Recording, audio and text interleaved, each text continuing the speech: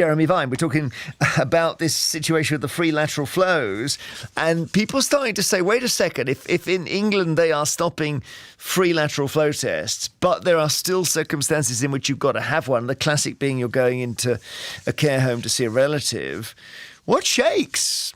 Lisa texts and says, I visit my mum who's got dementia several times a week. If it remains a rule there that we're locked out if not tested, how can I afford that? We're back to a situation where residents are left lonely and isolated from family. I wonder how they get round this. It's a really interesting one. Diane in Liverpool, good afternoon. Good afternoon, Jeremy. Thank you for having me on. Not at all. Now, you're actually part of a campaign about residents in care homes. We are, yes. We set up in August 2020 to fight for the right to actually be able to visit people living in care homes. But, of course, the campaign's evolved to such an extent now. We've got lots of other issues as well. Yeah, so you've now got this free lateral flow ending issue, have you? Oh, and that really concerns us on many levels, really, Jeremy, because on the one hand, people in our group were getting very anxious about the cost of tests because morally it's wrong anyway. Can you imagine having to pay to see your own wife, your own husband, Understood. your own mother, Yeah. your own son?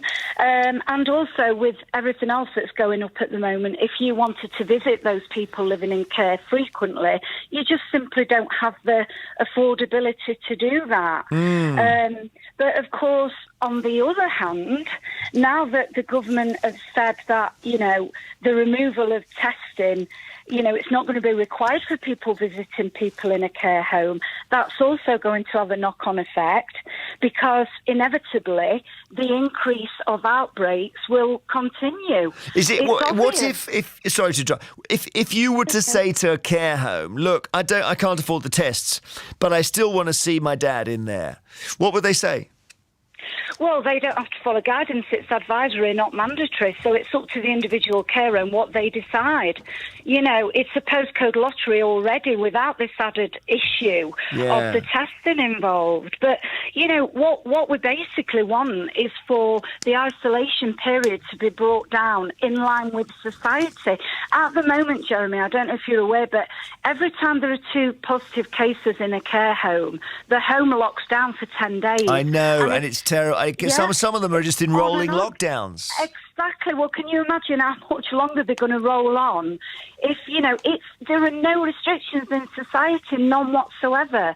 So through nobody's fault, of course, you know, if they aren't testing, there's a chance that they are going to take COVID in. It's already getting in via staff now. So I just cannot understand why we can't have the free testing. You know, it's already unfortunate that people have to be in a care home in the first place. Nobody chooses to put someone in a care home lightly. Thank you, Diane. I'm so excited to speak to a songwriting legend. We write the songs.